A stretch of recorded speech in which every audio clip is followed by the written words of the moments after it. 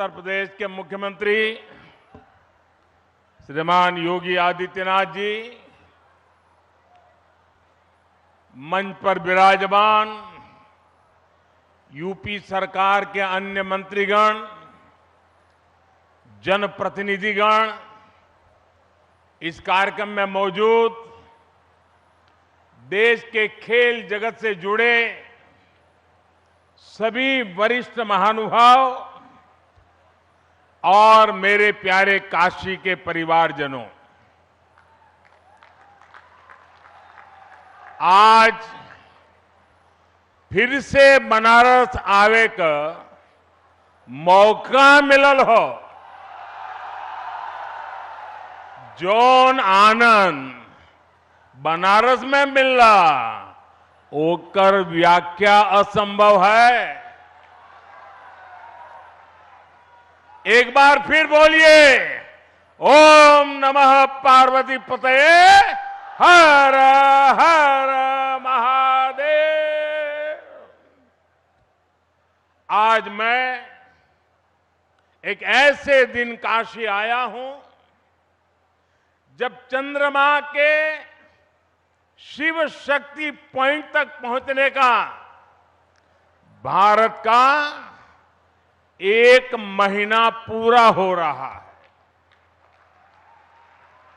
शिव शक्ति यानी वो स्थान जहां बीते महीने की 23 तारीख को हमारा चंद्रयान लैंड हुआ था। एक शिव शक्ति का स्थान चंद्रमा पर है, दूसरा शिव शक्ति का स्थान ये मेरी काशी में है।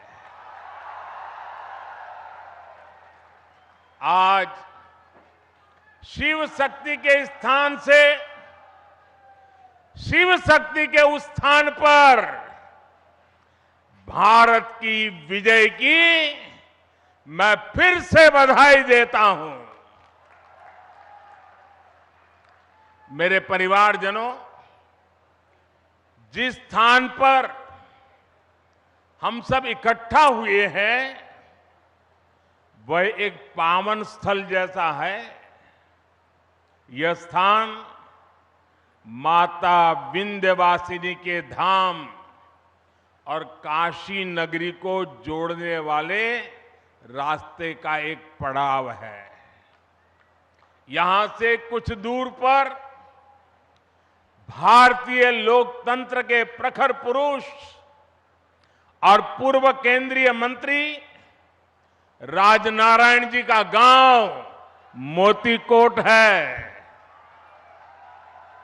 मैं इस धरती से आदरणीय राजनारायण जी और उनकी जन्मभूमि को सर झुका करके प्रणाम करता हूं। मेरे प्यारे परिवारजनों, काशी में आज एक इंटरनेशनल क्रिकेट स्टेडियम की आधारशिला रखी गई है। ये स्टेडियम न सिर्फ वाराणसी बल्कि पूर्वांचल के युवाओं के लिए एक वरदान जैसा होगा। ये स्टेडियम जब बनकर तैयार हो जाएगा तो इसमें एक साथ 30,000 से ज्यादा लोग बैठ करके मैच देख पाएंगे। और मैं जानता हूं, जब से इस स्टेडियम की तस्वीरें बाहर आई हैं, हर काशीवासी गदगद हो गया है। महादेव की नगरी में ये स्टेडियम, उसकी डिजाइन स्वयं महादेव को ही समर्पित है। इसमें क्रिकेट के एक से बढ़कर एक मैच हो गए।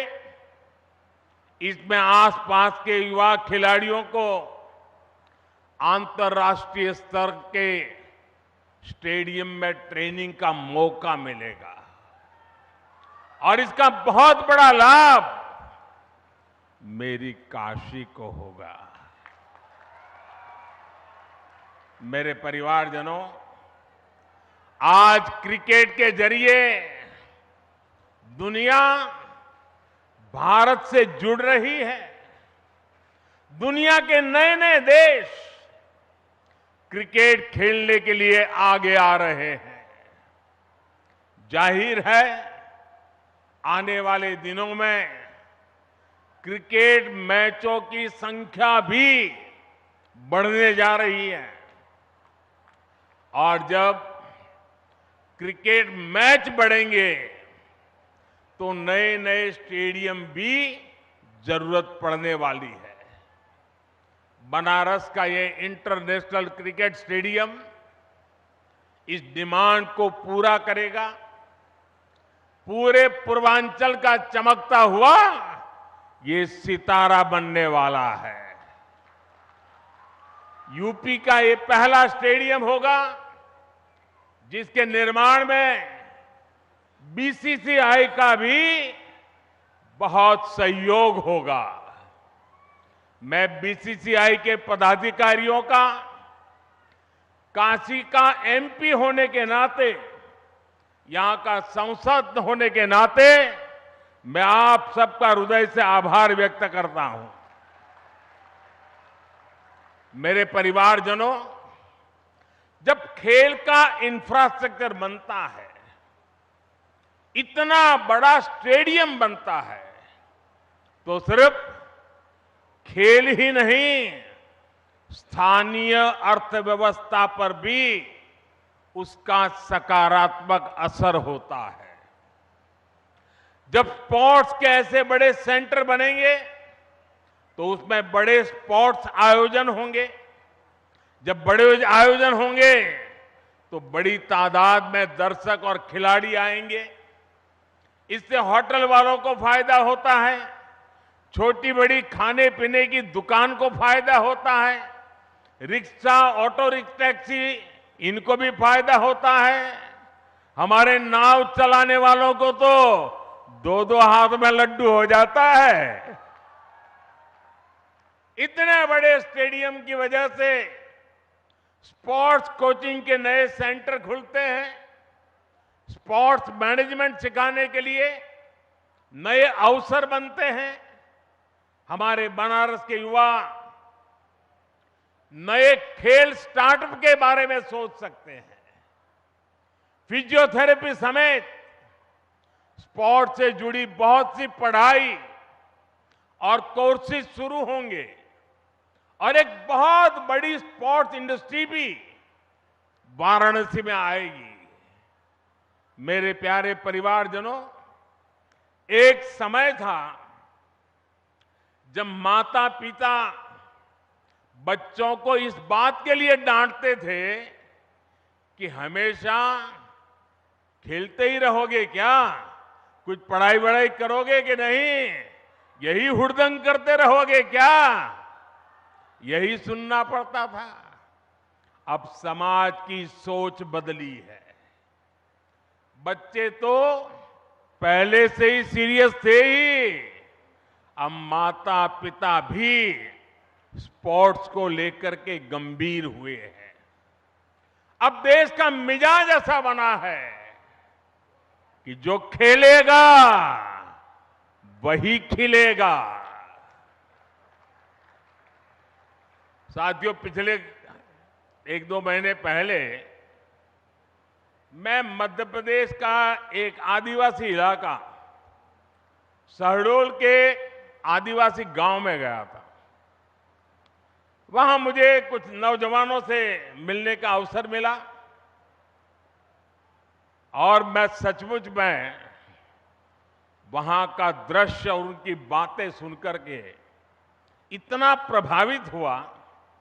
उन युवकों ने मुझे कहा कि ये तो हमारा मिनी ब्राजील है।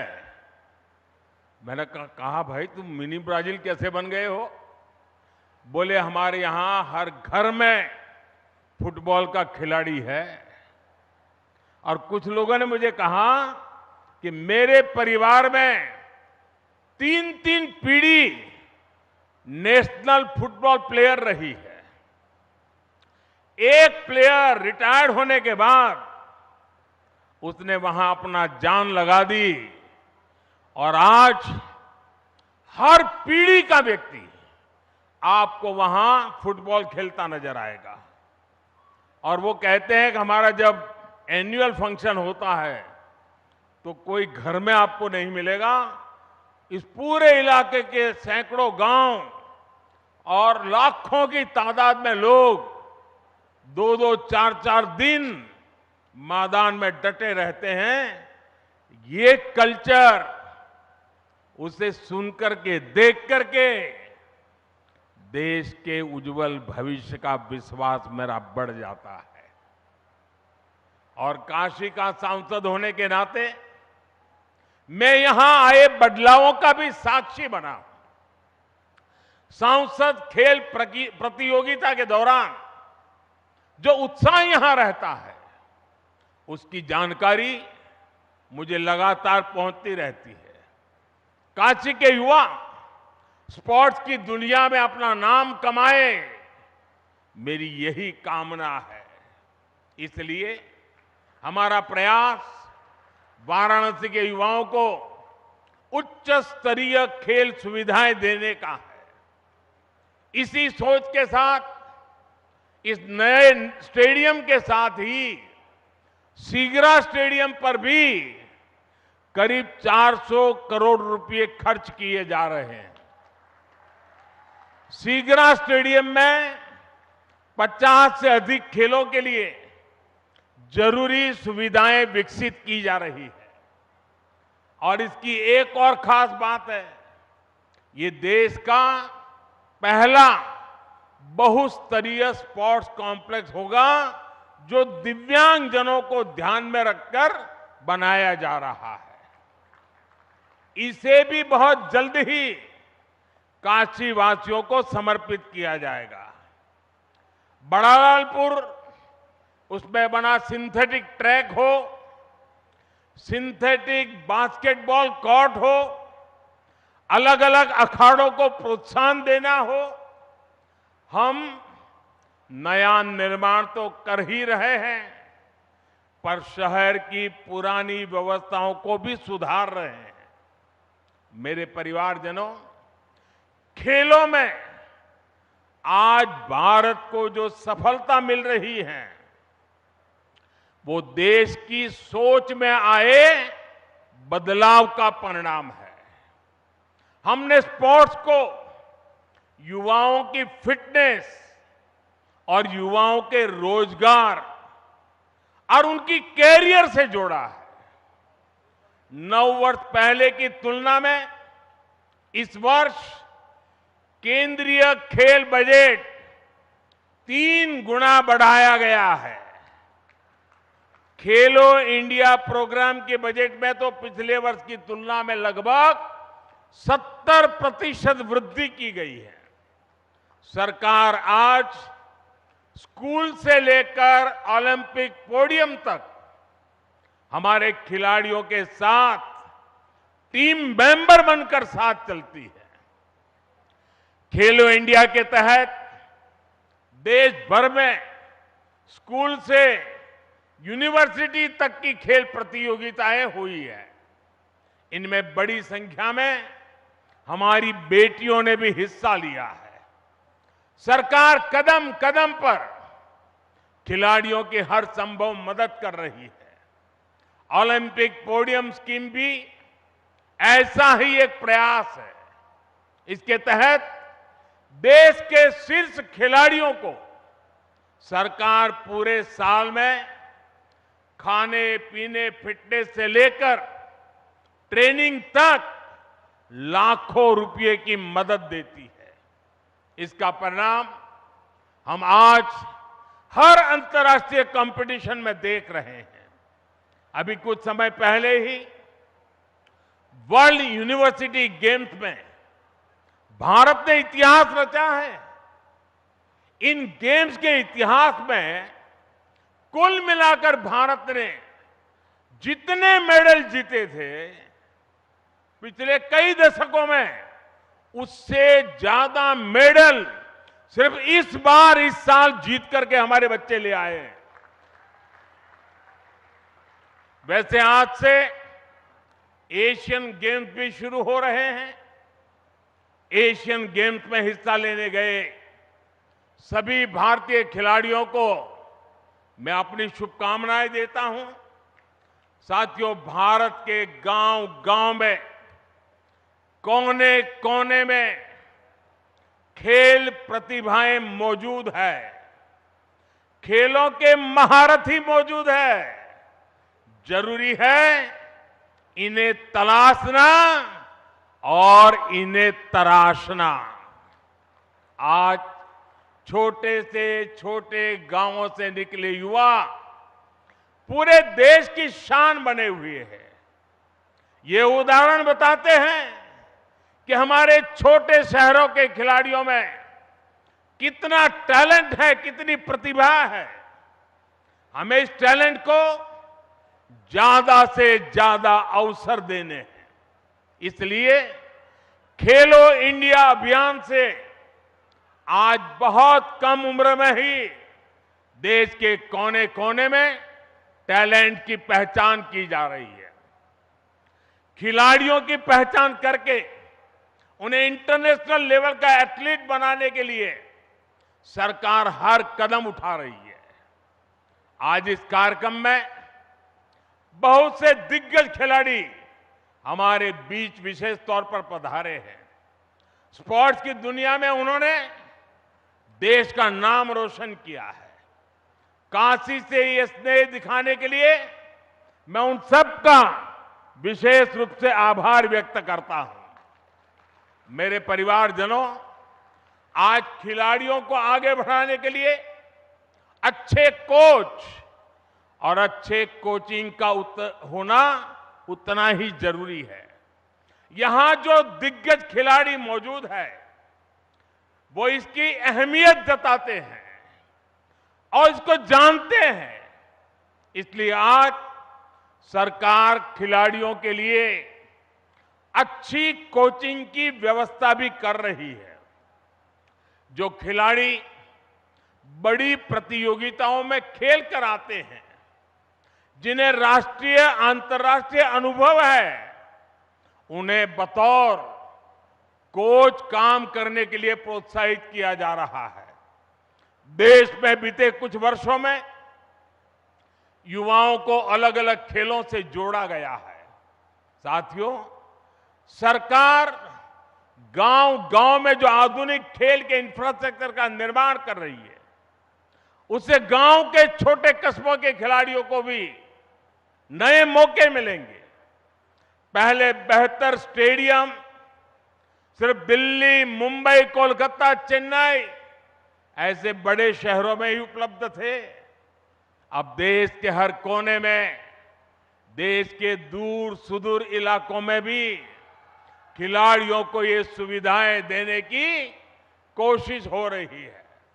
मुझे खुशी है कि खेलो इंडिया प्रोग्राम के तहत जो स्पोर्ट्स इंफ्रास्ट्रक्चर बनाया जा रहा है, उसका बहुत अधिक लाभ हमारी बेटियों को हो रहा है। अब बेटियों को खेलने के लिए, ट्रेनिंग के लिए घर से ज्यादा दूर जाने की मजबूरी कम हो रही है। साथियों, नई नेशनल एजुकेशन पॉलिसी में खेल को उसी कैटेगरी में रखा गया है जैसे साइंस, कॉमर्स या दूसरी पढ़ाई हो।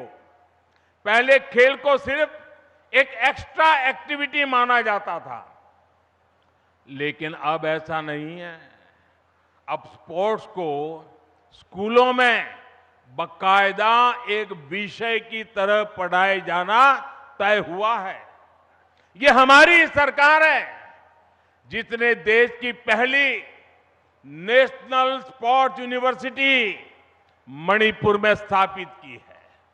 यूपी में भी स्पोर्ट्स फैसिलिटी पर हजारों करोड़ रुपए खर्च किए जा रहे हैं। गोरखपुर के स्पोर्ट्स कॉलेज के विस्तार से लेकर मेरठ में मेजर ध्यानचंद खेल यूनिवर्सिटी बनाने तक हमारे खिलाड़ियों के लिए नए स्पोर्ट्स सेंटर बनाए जा रहे हैं। साथियों, देश के विकास के लिए खेल सुविधाओं का विस्तार बहुत आवश्यक है। ये न सिर्फ खेलों के लिए बल्कि देश की साख के लिहाज से भी महत्वपूर्ण है। हम में से कई लोग दुनिया के कई शहरों को सिर्फ इसलिए जानते हैं क्योंकि वहां पर बड़े अंतर्राष्ट्रीय खेलों का आयोजन हुआ। हमें भारत में भी ऐसे सेंटर बनाने होंगे जहां ऐसे अंतर्राष्ट्रीय खेल आयोजन किए जा सके। यह स्टेडियम जिसकी आधारशिला आज रखी गई है, खेलों के प्रति हमारे इसी संकल्प का साक्षी बनेगा। ये स्टेडियम बस ईंट और कंक्रीट से बना हुआ एक मैदान नहीं होगा, बल्कि ये भविष्य के भारत का एक भव्य प्रतीक बनेगा। मैं खुद को भाग्यशाली मानता हूं कि हर विकास कार्य के लिए मेरी काशी अपना आशीर्वाद लिए मेरे साथ खड़ी रहती है। आप लोगों के बिना काशी में कोई भी कार्य सिद्ध नहीं हो सकता है। आपके आशीर्वाद से हम काशी के कायाकल्प के लिए इसी तरह विकास के नए अध्याय लिखते रहेंगे।